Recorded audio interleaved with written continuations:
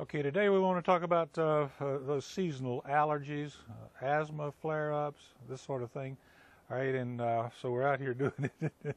And in fact, even I had a problem with it a few minutes ago. I had to go ahead and take another shot of more. It's all over now. So if you will, please, and I've got a couple of cards here so we can keep it very brief for your benefit and for mine. Well, let's talk about, first of all, let's talk about histamines. Now, when the body's immune system finds something it does not like, or it doesn't think belongs there, then it reacts. And one of the chemicals that it releases is histamine. Now, when it does that, then you get itching, you know, the sneezing and the hives, that sort of thing. Okay. Now, histamines, of course, are vital to many bodily functions. So over-the-counter antihistamines, and they stop things like runny noses, which the body is doing to cleanse the sinuses. Right?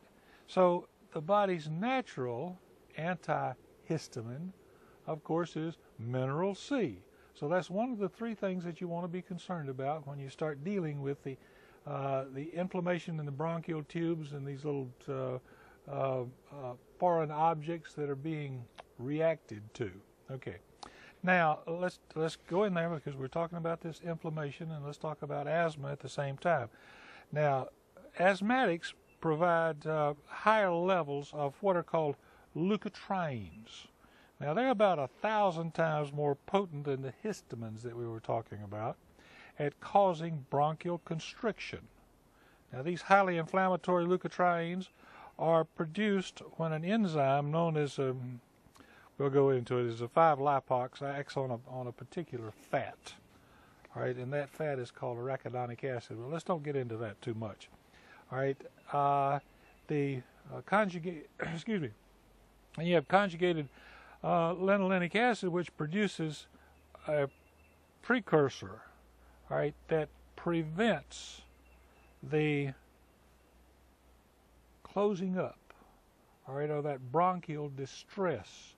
All right, now all these things that I've talked about, like the arachidonic acid, the conjugated linolenic acid, all right, which produce icosapentaenoic acid and icosahexaenoic acid. Listen, all of that is in the oils. All right, and the whole thing now is moderated. One thing that keeps this thing from going overboard like this is what? It's the vitamin D, and the vitamin D is the trigger. It is an anti-inflammatory to make all these anti-inflammatories, all right, to give them that little code to tell them to go to work.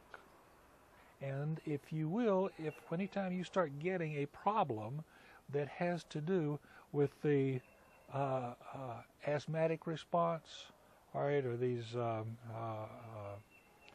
hay fever and this sort of thing, right? It's all controlled by what? I've just explained it to you. We explained it to everything we do. It's the docs. We talked about the vitamin D, the vitamin D3, the cholecalciferol, the oils, which is where all the conjugated linoleic acid, for example, comes from.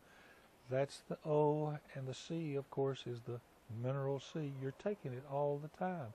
Do like I did. Go in and get another drink. You just didn't have enough for the body to combat all of that.